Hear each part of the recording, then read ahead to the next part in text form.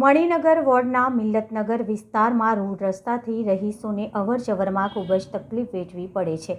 જ્યાં જુઓ ત્યાં ખાડાવાળા રસ્તા જોવા મળી રહ્યા છે। આ વિસ્તારમાં લગભગ 3 મહિનાથી ડ્રેનેજ લાઇનનું કામ પૂરું કરેલ છે। એના લીધે રોડ ઉપર મોટા ખાડા થયા છે અને આ ખાડાના લીધે અવરજવર કરતા લોકોને ઘણી મુશ્કેલીનો સામનો કરવો પડે છે અને નાના મોટા ધંધાવાળાઓને અને ગાડીઓ અને લારીઓવાળાઓને મુશ્કેલીઓ ઊભી થવા પામી છે।